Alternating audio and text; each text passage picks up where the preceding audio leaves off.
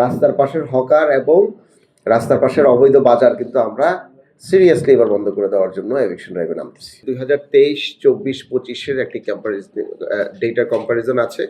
24-এর ডেটাটাকে base year আমরা ধরতে পারছি না কারণে। কারণ হচ্ছে যে অগাস্ট, সেপ্টেম্বর এই টাইমটায় এবং জুলাই যেহেতু বড় আন্দোলন হয়েছে, তখন স্বাভাবিকভাবে মানুষজন তাদের মোবিলিটিতে অনেক সমস্যা হয়েছে। তো যে কারণে 23-কে আমরা বেস ইয়ার ধরে আসলে এই কম্প্যারিজনটা করতে বাধ্য হয়েছি। তো সেই কম্প্যারিজনে আমরা যদি জুলাই ডেটাটাও আমরা দেখি, জুলাইতে অ্যাডমিটেড হয়েছেন প্রায় 6,850 জন, সেখানে আমাদের এই বছরে 844 জন, সেটাও আমরা মনে করি অ্যালার্মিং।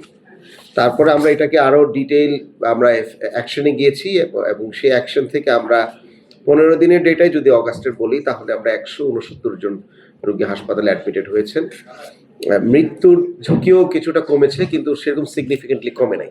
মনিটরিংটা ঠিক মতো হয়। গত যে 3 মাস আগে আমরা যখন বসেছিলাম, সেখানে দুটো বিষয় নিয়ে আমরা আলোচনা করেছি। একটি হচ্ছে সায়েন্টিফিক্যালি আমরা কতটুকু প্রস্তুত আছি সেটা প্রিপেয়ার থাকা, এবং সেক্ষেত্রে আমরা MIS এর যে ড্যাশবোর্ড আছে এবং তার সাথে আমাদের যে ডেটাগুলো আছে আমরা বারবার ক্রস চেক করেছি। এই ক্রস চেক করার পেছনে দুটি কারণ ইনফেক্টেড এরিয়াটা আইডেন্টিফাই করা হচ্ছে আমাদের জন্য প্রাথমিকভাবে মূল কাজ, কারণ ওটাকে ডিসইনফেক্টেড করতে হবে। সেই কারণে আমরা এই ক্রস চেকিংগুলো করেছি এবং এখনও স্টিল আমরা এটা করছি। এবং এটা করতে গিয়ে আমরা একটি ইনোভেশন ল্যাব আমাদের আছে, তারা আমাদেরকে সাপোর্ট দিয়েছে যে কীভাবে এটা ইনফরমেশন ম্যানেজমেন্টটা করা যায়। তো সেটা একটা ভালো ডেভেলপমেন্ট হয়েছে এর মাঝখানে।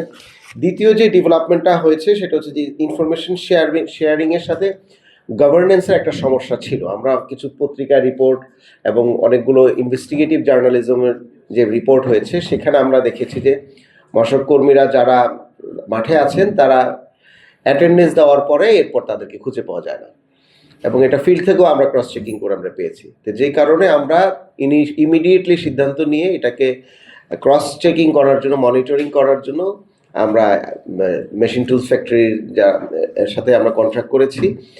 তারা এখন প্রতিটি ওয়ার্ডে এক ধরনের থার্ড পার্টির মতো করে মনিটরিংটা করছে।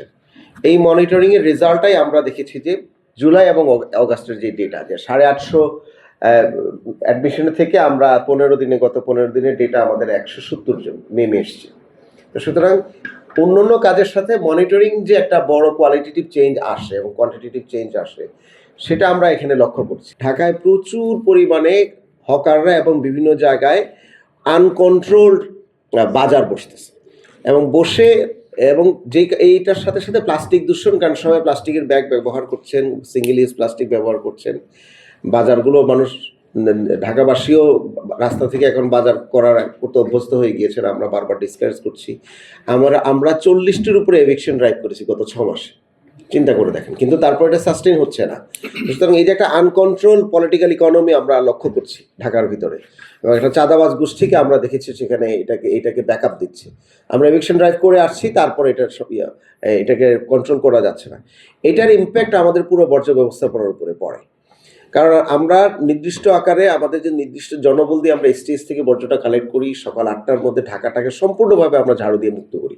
আমরা কিছু টাইম ল্যাপস ভিডিও করেছি যে কিভাবে ময়লাটা হয়। আমরা দেখেছি যে 12টার মধ্যেই এই শহরের আরেকটা নতুন, সারা দিনে যে পরিমাণ ময়লা উৎপাদিত হয় সেটা সকাল 8টা থেকে 12টা যে সকালের যে বাজার বসে সেটার মাধ্যমে কিন্তু, এবং তারা এই ময়লাগুলোর এখানে ফেলে চলে যান।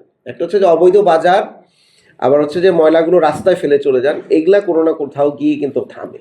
তো সিঙ্গেল ইউজ প্লাস্টিক, চিপসের প্যাকেট বাড়িতে যেরকম ব্যবহৃত হচ্ছে, রাস্তাতেও এভরিডে আমাদের ক্যাপাসিটির বাহিরে হচ্ছে প্রচুর পরিমাণে ময়লা উৎপাদিত হচ্ছে। তা আমরা কিছু অ্যাকশন প্ল্যান সামনে নিব। বড় বড় ডাস্টবিন, আমরা যেহেতু গণপরিসরে ডাস্টবিন নাই, সুতরাং গণপরিসরে আমরা ডাস্টবিন দিয়ে দেওয়ার চিন্তা ভাবনা করছি।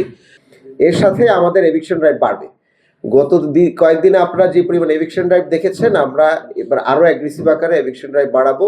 রাস্তার পাশের হকার এবং রাস্তার পাশের অবৈধ বাজার কিন্তু আমরা সিরিয়াসলি এবার বন্ধ করে দেওয়ার জন্য এভিকশন ড্রাইভে নামতেছি।